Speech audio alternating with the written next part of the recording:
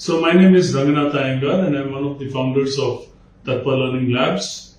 I'm a management consultant and a trainer and facilitator, and I have been facilitating various kinds of programs, as well as I'm a coach, been at it for the last 25 to 30 years.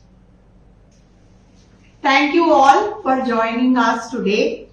I am Vidya Yedavalli, and I have spent a lot of time as a finance professional initially, but for the last 25 years plus, I have invested a lot of time in learning, development, coaching, mentoring, and picking up various certification, first to educate myself and also to come back and share my learnings with the other people.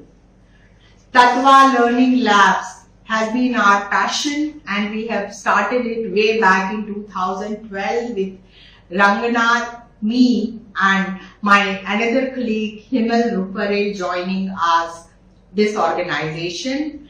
And we've been trying to contribute to people's life in the learning and development space and enhance the quality of their life so that they can do better in their life, they can learn and grow faster, they can impact their careers, their personal relationship, and also self-fulfillment in their life.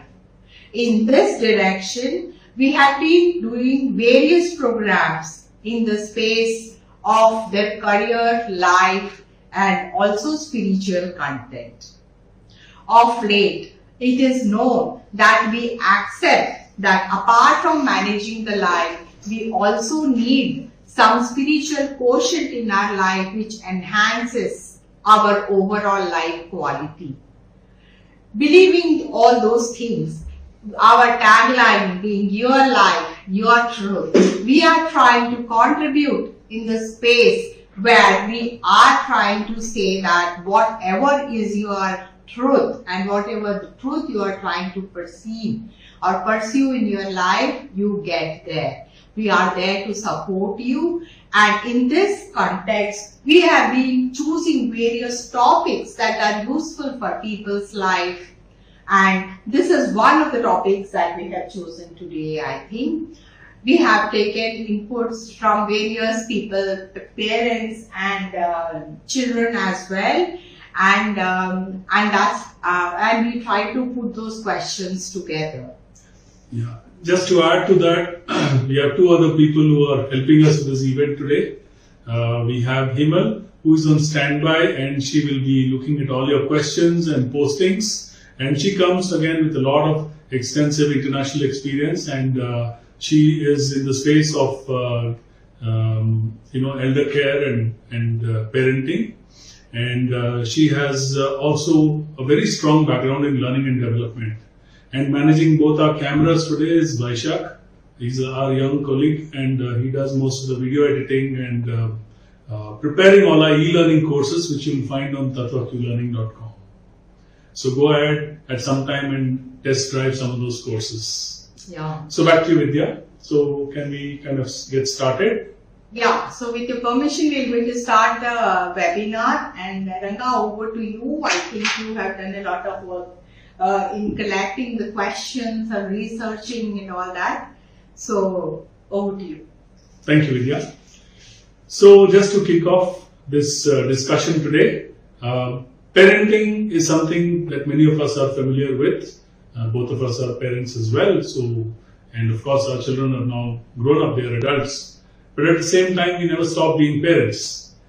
And when we were discussing various aspects of parenting, this word stood out for us called Stepback Parenting. And that's what we are going to examine today. Stepback has got, in simple English, is about what are the boundaries. We can define it in terms of boundaries and many other dimensions. So without much further ado, let me get started with few of the questions which I'm going to pose to our panel expert today. So Vidya, are you ready? Yeah, sure. Okay. I'll try our best. Sure. So what do we mean by the term step back parenting? I'd like to start with that simple question. Yeah, I think this is a new term in terms of parenting. We've heard about step back management. We have heard about step back leadership and things like that. But step back parenting is something we have discovered recently when we were talking to some of our participants, some coaches, where we discussed the parenting issues and things like that. So, what we have discovered is a parent is born when the child is born. You see, so a new parent is someone who's actually growing along with the child. The parent is someone who is trying to start living the life of their own child. They start seeing their life from the child's eyes and try to do everything to make the child comfortable, provide, be there, and the child asks more and more. Initially, the child demands a lot of time from the parent. So the parents make a lot of sacrifice of their lifestyle, they modify their lifestyle. A lot of sacrifices are made to accommodate the child, and they give up sometimes their own personal life and do a lot of things for the child. But when the child grows up to be a teenager or to be a young adult, the child wants certain boundaries between parents and child, and the child says that this is my boundary, this is my room, this is my space, don't step into my time. And we find many times the children closing their door and telling, don't knock at my door till I open the door and come out myself. Now this is when I think the parent needs to grow up and look at whether to stand back and allow the child that freedom to explore, to go and play the game of life they want to play. Say they are in a football ground or a cricket ground and the child is playing the game, so that then the parent becomes an audience to watch the child from the sheds rather than being in the playground themselves. So I think the parents, we need that perspective of stepping back and allowing the child to play the game and be there and support them when they require. I think that is what we mean when we talk about step back parenting. Very interesting. So, from my own personal experience, usually children start asking a lot of questions by the time they are 7 or 8. And once they become teenagers, they suddenly go silent. Do you think that's a valid observation? Of course. And the journey progresses. So that's when it gets harder for parents, because as long as the children are asking questions, they are happy to answer. But when they become teenagers, a lot of changes take place, as we all know. It could be psychological, behavioral, and many other changes that take place. And that's the time when these children stop asking questions, because they're trying to discover a lot of things on their own, and of course they're going through their own internal turmoil. And as they become young adults, they probably seek more degrees of freedom. So what would you have to say to that in the context of step-back parenting? So is it like a progressive process, or there are specific milestones where you look at it? Because for today's discussion, we picked up these two, which is essentially the teenagers and young adults. Yes, Ranga, as you rightly said, I think the kind of questions that children ask when they become young adults or teenagers actually changes. In fact, some of the questions they don't ask the parents because they feel little hesitant. It depends on the family environment we provide. Are they given freedom to ask any question they want, or we create reservations, or we give them, or the children decide that these are certain questions I can't ask. I don't feel comfortable to ask my parents. But if that comfort is provided and that openness is there in the family environment where children can ask any question, probably it is a safer environment, so that they do not try to do things outside the family environment. So in this context, I would say it a lot depends on what kind of family environment we cultivate and the children take that steps accordingly. Okay. But definitely, as you rightly said, the kind of questions they have in their mind definitely changes when they become young adults. Sure. Okay, so moving on, there are various dimensions to life. There is the material dimension, there is the mental, the emotional dimension. These are all part of family, even the spiritual dimension, which is now being spoken more and more. And all of these have got certain connotations when we talk about parenting as well. So how do you connect parenting as well as step-back parenting to these various baskets of life or parts of life? When we talk about step-back parenting, we would actually talk about what would be the situations, and you're talking about how are these angles that come into play when it comes to this situation. So obviously, when we are talking, our focus is more on the parents, because we are finding that more and more parents are finding it challenging to handle their children when they grow up. I'm sure the children are also having similar challenges, but this webinar primarily is focused for the parents. So we are looking at parents angle, and we are going to talk more about that. Okay. We are not biased towards parents, but our focus for today's conversation is on parents. So obviously, as you said, when the step-back parenting happens, or you're in the situation when you are demanded to be so, obviously there are lifestyle changes that come in. Like earlier, when the parent used to come home for the child very early so that the parents can spend some time with the children. Today the child is telling you, I don't have time with you, you find out your own engagement. So obviously the parent is at shock, see, I have created so much of time today, the child does not need me. There are so many parents who are very busy as well. Sure. So it cuts both ways. Yeah, it works both ways. So yes, till yesterday the child has been complaining that you don't spend time with me. Today the child goes silent. So you see, that's a difference, and the child is finding their own engagements to do. They engage with the friends, and other things they do, other hobbies they pursue, and all that. They will fill up the time. So there's a lifestyle change. Especially it impacts the mothers who stay at home and take care of the children, who have devoted all their life for the children's education, they're brought up and things like that. So there is a big shift for the women who go through that challenge, that they've even sacrificed their career for the sake of children, and suddenly the child says that, look, I have different engagements. So even while women are working, the role of the mother never changes. Yeah, true. But I think a working woman would at least have some other engagement. But a woman who's actually focusing full time on the children. In fact, we have seen some mothers whose life revolves around their children. They have nothing more other than their children. And suddenly there is a void when the child grows up and start distancing the parents, not because they don't love them. It is just because they have other engagements to fall in. So there's a lifestyle change. We also look at the emotional state.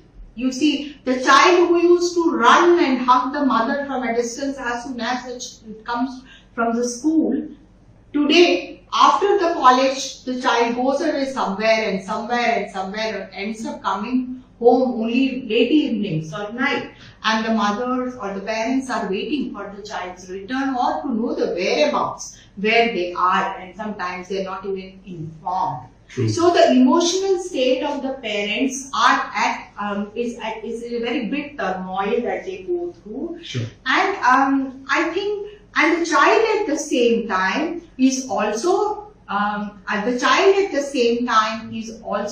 trying to find out how to bridge this gap, right? So this is one thing that that emotional state comes in. The third angle is, of course, I think we had some spiritual angle in this family. The kind of values that we bring and the environment we provide, and what kind of brought up we give to the children for many years, it all matters. And if the foundation is good and the good values have been shared with the children, they actually end up doing the right things at the end in life. You see. So would you like to comment a little bit on the term spiritual parenting? Because this has caught the fancy of a lot of people. Yeah. And I think in this context, while we all understand material lifestyles and various other aspects, even the emotional bits, but spiritual parenting is something new. So would you like to comment a little bit on that? Sure, we will talk about it. Just a second, this camera, is it on? Yeah, no memory card, no space. So, hope the audience are able to see us.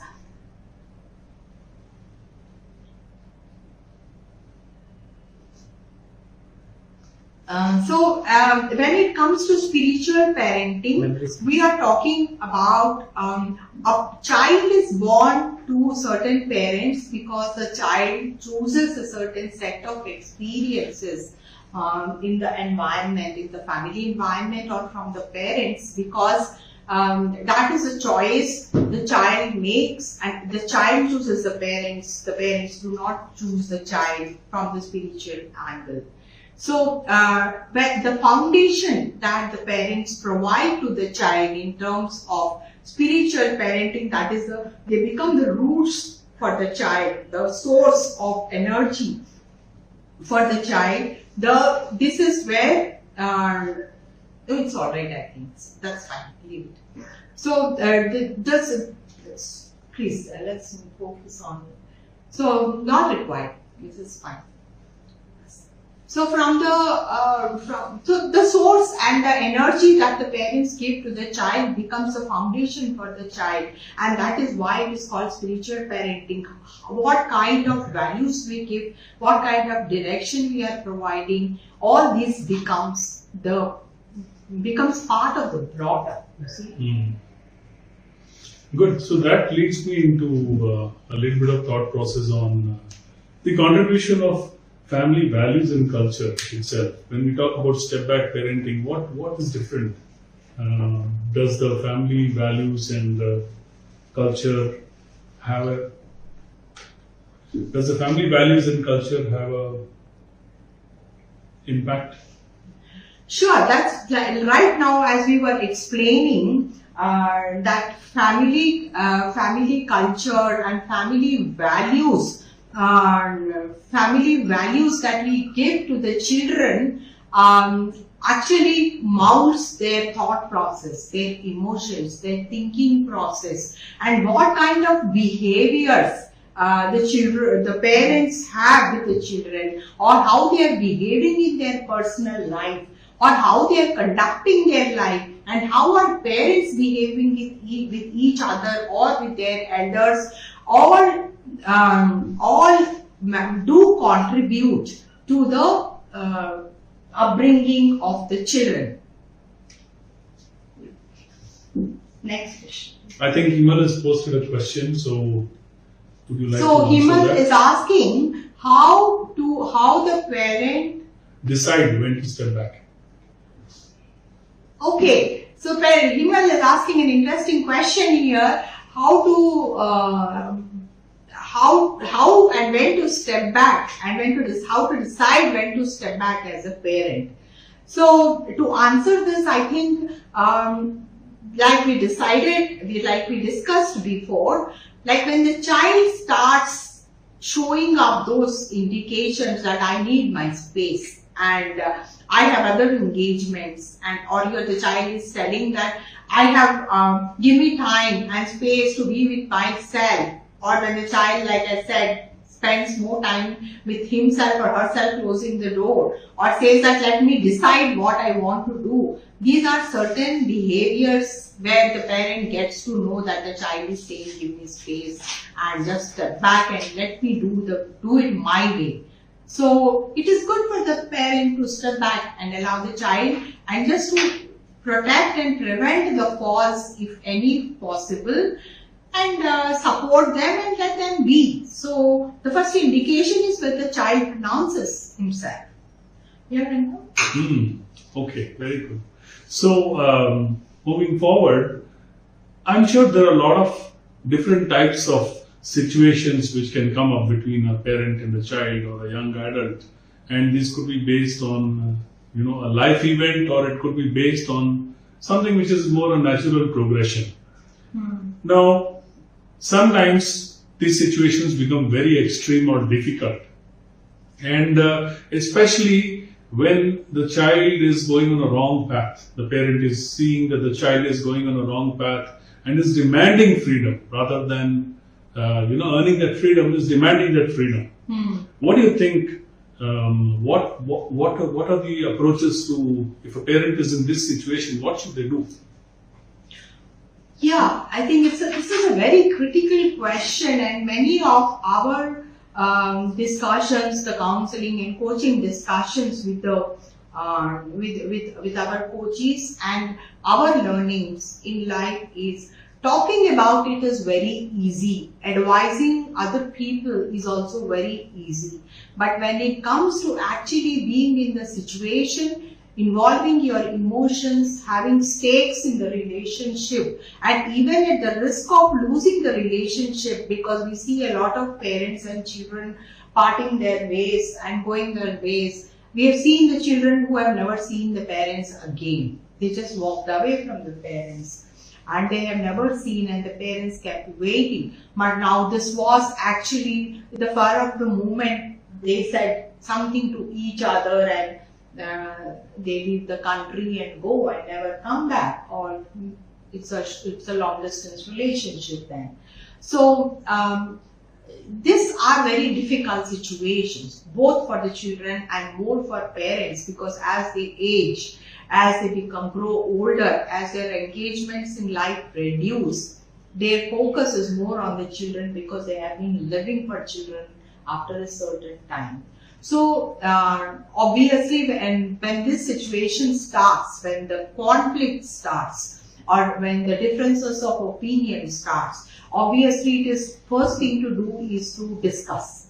Keep the forum open for discussions, sharing, talking, and allowing free flow of information from both sides without restrictions, so that people are open and they don't feel threatened in the environment that they have to have their personal agenda and they can't share. That is first step. But even after several discussions, we see some discussions simply fail. It does not work out because the gap is there, that they can't bridge that gap, and each one is holding on to their point and they can't bridge the gap. Now we had the situation of a teenager who's out of their own imagination telling that my parents have been indifferent to me, and going and complaining in the school or talking to their friends saying that my parents are partial for no obvious reason. I've even seen Facebook posts. I remember,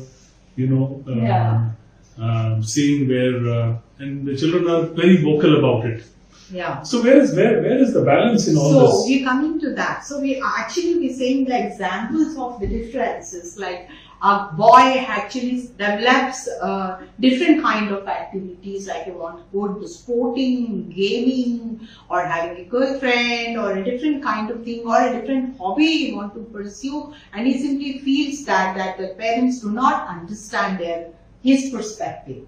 Or if the girl feels that she wants to go on a different path and choose a different career that is not suitable for her because of her health condition or lifestyle condition, and she feels the parents are simply against her. So we have various situations we have seen. Now, the first one is to discuss the pros and cons of the situation and all that. The mentoring and coaching and guiding aspect for the parent comes naturally because of their experience and the tenure of life. You see, the parents are obviously more experienced in life than the children. So the children who take advantage and use that experience for in their own life probably are intelligent children. So we are talking about discussions, coaching, mentoring. These things work. And beyond a point, when nothing works for the parents, the balancing act of allowing the children to do what they want to do, which is real step back, like you allowing the children to do what they want to do, and at the same time You are watching them, and in case required, you are stepping forward to protect the fall or being there for them if the real fall happens, being there for them. So staying in the space of love, staying in the space of compassion, and not getting bitterness in the relationship is very important. I think that maturity has to come from parents more than children by virtue of their experience and their growth. So that is what we are thinking, that the balancing act has to be there in both. We have one more audience comment which is linked to what you're. So if you can just connect to that. Parents generally are able to foresee certain things, and they try to advise and prevent their children from doing certain things, especially when they are doing things that are not good for them, such as bad company. Should parents then step back or step up? So obviously that is what we were talking. The first thing the child demands is to step back. Allow me the space I want. The parents give the space to the child with all compassion and love and do what they want to do. In fact, the financial support is demanded from parents, and the parents give it all. They give all their earnings to the child's welfare without any hesitation.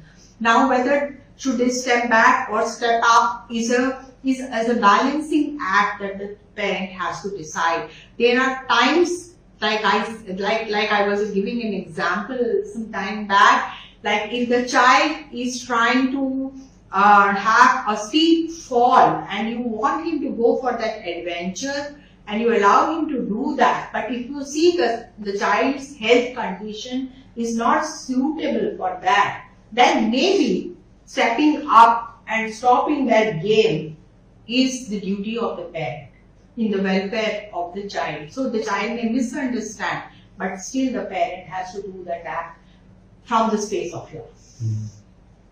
Very nice. So the other aspect would be that sometimes these conflicts go on for a long time, and obviously these lead to it could lead to emotional trauma, or it could lead to a lot of other even health complications and so on, whether it's for the parent or for the child.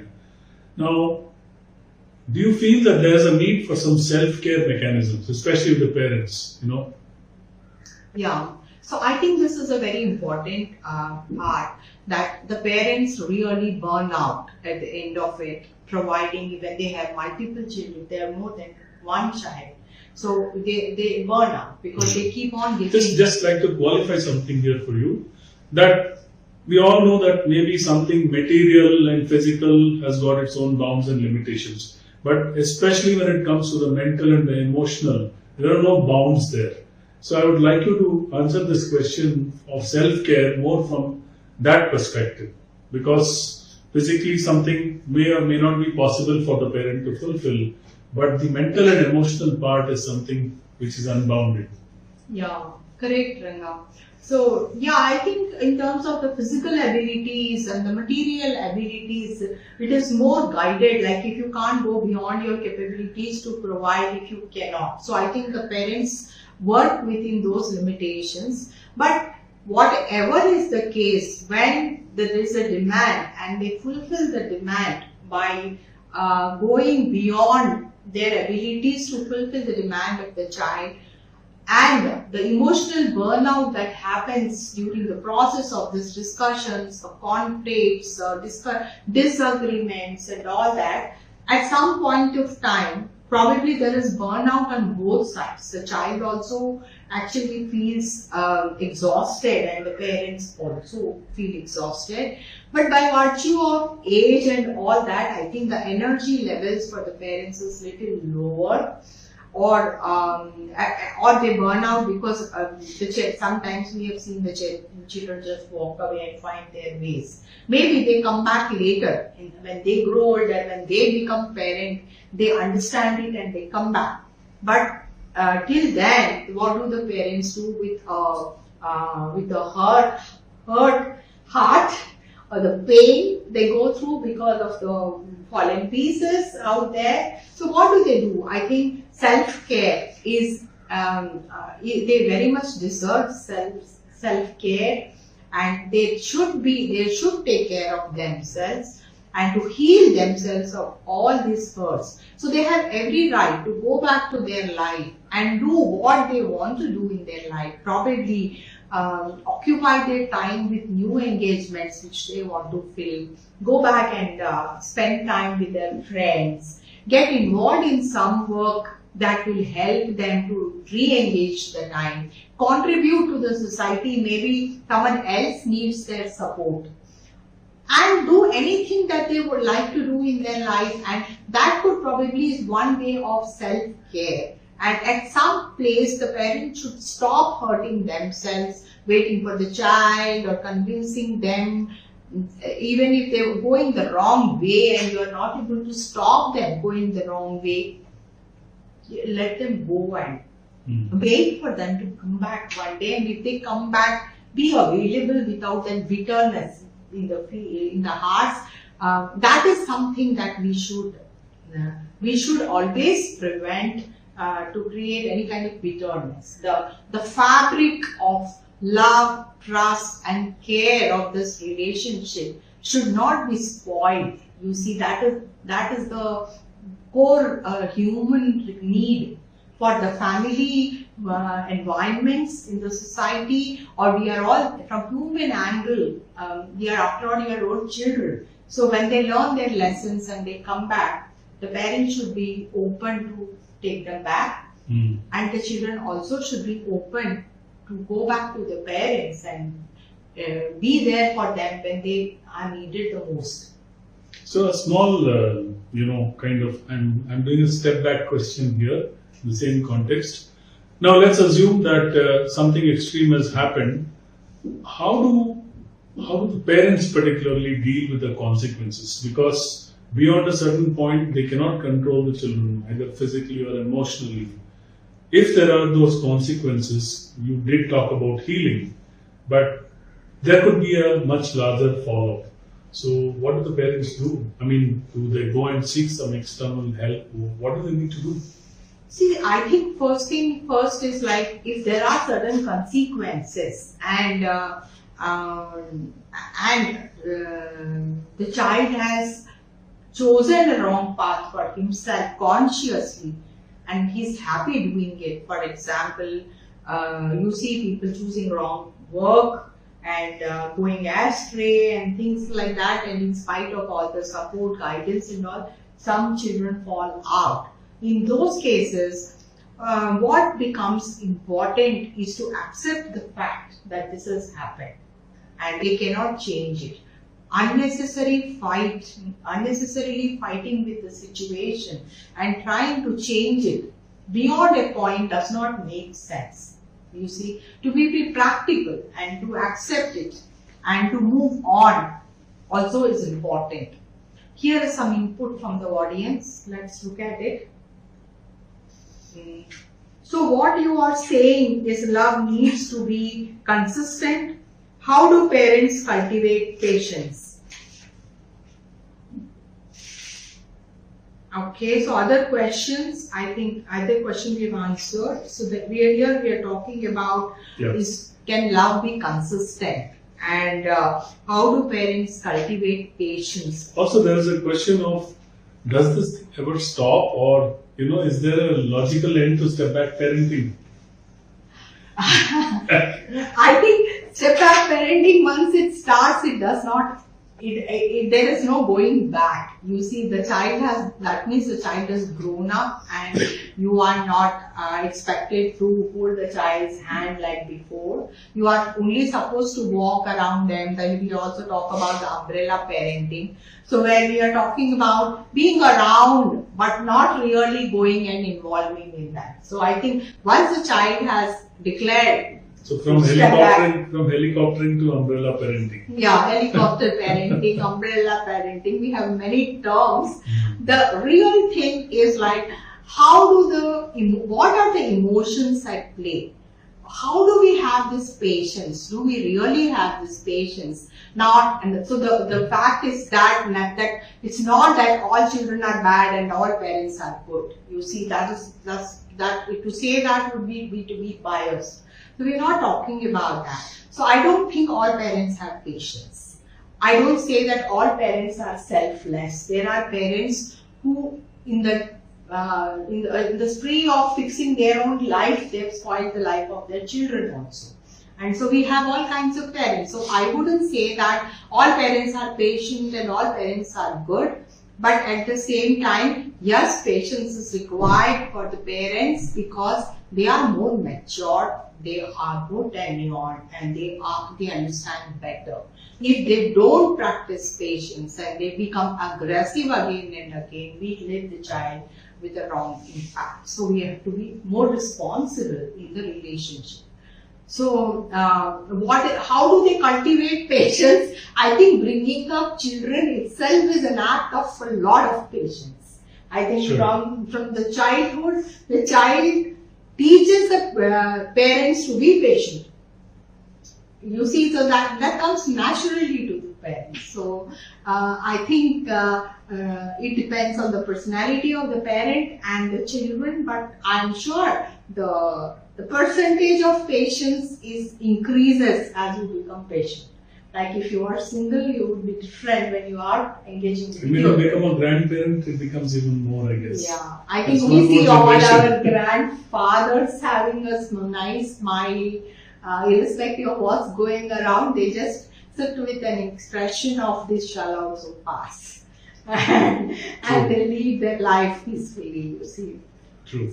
So, okay, one of the concluding points, I think at some point we spoke about spiritual parenting, so this is in a similar context.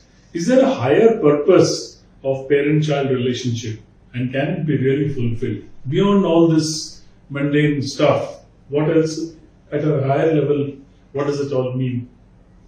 yeah, I think it's very important perspective that we should all know, Ranga. I think as a parent, when we get involved in the families and we lead our life as a family member, we get too much engaged with the game. You see, bringing them up, getting the financial abundance for the family, providing education, enjoying their marriages, grandchildren, and both parents and children are so much engaged in the activity that we sometimes forget the higher purpose. We have even seen that the most grown-up, mature people behave like kids when it comes to their children. We have had examples of parents who have been waiting for their children on the deathbed, fully knowing that the child is gone, will not come back. But they are helplessly and so emotionally waiting for them without getting the maturity or sometimes practicing the detachment that is required in our life at some point of time, that given the challenges of the world, current challenges of the world, the child has to make his own career, his own living and provide for their family. So they need the time, space and all those things to do that. They're not going to sit with the child holding the pallu because they have their own life to lead. So we allow that space and this. The detachment aspect of it, like what is the purpose of this game, this family game that God has set for us? This is a game that God has given, that is given, put in a family environment, and by mutually sharing this love, respect, family, and games that we play and engage with each other, they all have meaning of learning certain lessons of life. We learn as we grow. The child also learns, the parents also learn, and we learn and grow every day. And at some point of time, we have to accept that the lessons are over, the game is over, and the detachment has to be practiced, and we have to move on to a higher purpose. And that focus should never be lost. So at some point of time, when we practice detachment and focus on our own life journey rather than just clinging on to the child's life, it gives a higher purpose for the individuals. I think at the end of it, it is all individual life. So what you're saying is parenting is Maya. Yeah, I'm sure that everything is an illusion at the end of it, and that's what our scriptures say. So if it is Maya and Moh Maya, and the biggest Moh Maya is the parent-children relationship, because there's a blood relationship. So we need to practice those kind of things that get a little detached and allow them their playground, and you play in your playground and exchange notes when possible. But yeah, at the same time, a parent is a parent forever. Even if he becomes 80 and 100 and the child comes back for guidance, you are a parent forever, you should behave. And that balance has to be exercised. If the child is falling, prevent the fall. If you can't prevent the fall, support the child. If you can't support the child after he has got bruises, bandage. Can't prevent. This is the reality of step-back parenting today. But yes, self-care is a must. Allowing the freedom, mutual freedom is a must. At the same time, I would like to insist on mutual respect. If you lose mutual respect in the relationship, it is very important to stop and assess the situation once again. And I think that's as a message applies to the young adults also. It's not just the parents' perspective. Sure. I think sometimes young adults really abuse the parents. They, in all freedom, they say anything that comes to their mind, and then they don't care about the hurts that the adults go through, and the adults don't talk about it because they feel shameful to tell them that I feel hurt for this. They never express it, and they deal with their own hurts. So that's where we talk about the self-care and self-heal also for the parents. Here is another question from the audience.